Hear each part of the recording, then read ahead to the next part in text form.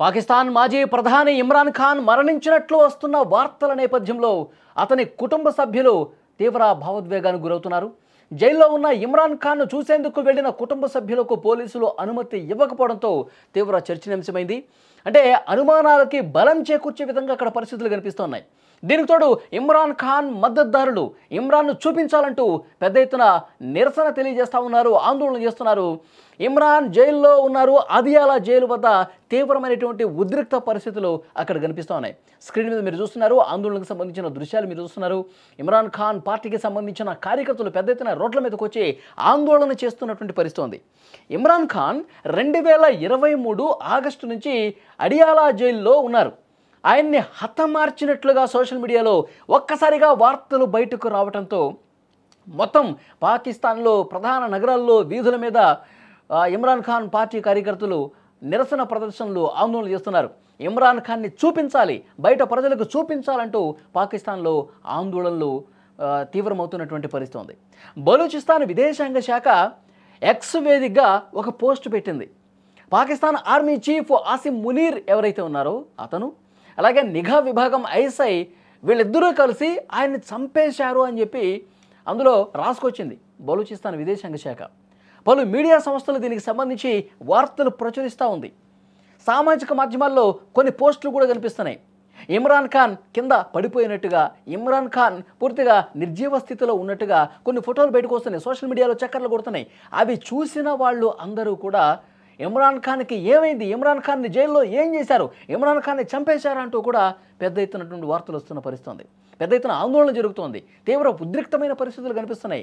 రోడ్ల మీదకి వచ్చి ప్రభుత్వానికి, అధికారులకు వ్యతిరేకంగా ఆందోళన చేస్తూ ఉన్నారు.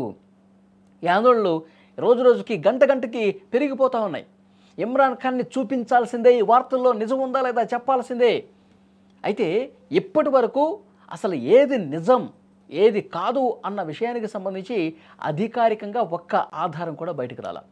ఈ వార్తల నేపథ్యంలో ఇమ్రాన్ సోదరీమణులు నిన్న రాత్రి జైలు దగ్గరికి వెళ్ళారు.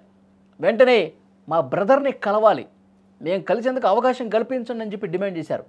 కానీ పోలీసులు అందుకు అనుమతించకపోగా వాళ్ళ సిస్టర్స్ని, ఇమ్రాన్ ఖాన్ అక్కడికి వచ్చినటువంటి సిస్టర్స్ కావచ్చు, ఇతర కుటుంబ సభ్యుల మీద వాళ్ళు లాఠీ చార్జ్ కూడా చేసినట్టుగా వార్తలు వస్తూ ఉన్నాయి. సో ఈ పరిణామాలన్నీ జరిగినటువంటి నేపథ్యంలో అసలు పాకిస్తాన్లో ఏం జరుగుతుందో ఎవరికి అర్థం కావట్లేదు. పాకిస్తాన్లో జైల్లో ఉన్నటువంటి ఇమ్రాన్ ఖాన్ నిజంగా అసలు ఉన్నాడా, బతికే ఉన్నాడా లేదా కూడా ఎవరికి అంతుపట్టినటువంటి విషయం కనిపిస్తోంది. గతంలో ఆయన జైలు నుంచే లేఖలు రాశారు ప్రభుత్వానికి వ్యతిరేకంగా.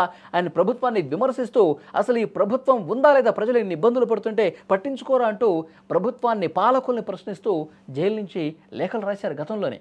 కానీ ఇప్పుడు అసలు ఆ లేఖలే కనిపించట్లేదు.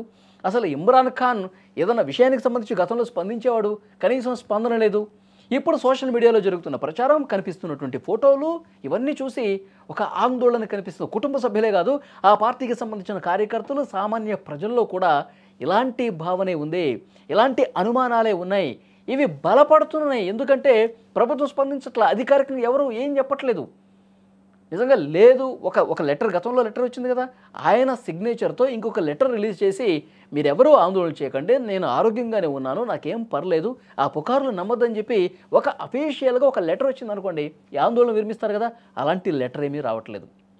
నిజంగా బతికుంటే ఆయనతో ఒక చిన్న వీడియో రూపంలోనూ, ఆయన వాయిస్ రూపంలోనూ ఏదన్నా రిలీజ్ చేస్తే ఆ ఆధారాన్ని బట్టి అయినా ఎస్ ఆయన బతికే ఉన్నాడు, ఆయనకి ఏం ప్రాణాలకి ఏం ఇబ్బంది లేదని చెప్పి అర్థమవుతుంది. సోషల్ మీడియాలో వచ్చినటువంటి వదంతుల్ని నమ్మొద్దు అని చెప్పి ఆ కార్యకర్తలకు కూడా కొంత క్లారిటీ ఇచ్చినటువంటి పరిస్థితి ఉంటుంది కదా, ఆ కుటుంబ సభ్యులు కూడా కొంత ధైర్యం ఇచ్చినటువంటి పరిస్థితి ఉంటుంది కదా.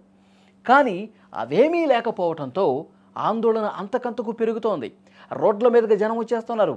తెహ్రీకే ఇన్సాఫ్ పార్టీ కార్యకర్తలు, ఇమ్రాన్ ఖాన్ పార్టీ, ఆ కార్యకర్తలు పెద్ద ఎత్తున రోడ్ల మీదకి వచ్చి బైఠాయించి నిరసనలు తెలియజేస్తూ ఉన్నారు, ఇమ్రాన్ ఖాన్ని చూపించాల్సిందే అంటూ. కానీ బలూచిస్తాన్ విదేశాంగ శాఖ ఏదైతే పోస్ట్ చేసిందో ఆసిమ్ మునీర్, అలాగే ఈ నిఘా విభాగం ఐఎస్ఐ వీళ్ళిద్దరూ కుట్ర పన్ని ఆయన్ని జైల్లోనే చంపేశారు అని రాసుకొచ్చింది.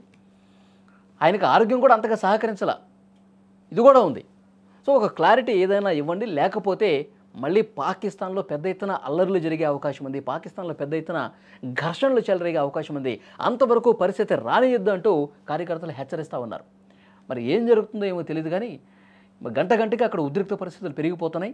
గతంలో బంగ్లాదేశ్లో లాగా, నేపాల్లో లాగా, లేదంటే శ్రీలంకలో లాగా జరిగినటువంటి ఆందోళనలు పెద్ద ఎత్తున రోడ్ల మీదకొచ్చి ఘర్షణ ఎక్కువైపోతే, ఆ హింస అనేది చెలరేగితే అక్కడ ఉన్నటువంటి ప్రజలకు కూడా తీవ్ర నష్టం, ప్రభుత్వ ఆస్తులకి, ప్రైవేట్ ఆస్తులకు కూడా నష్టం కలిగే అవకాశం ఉంది.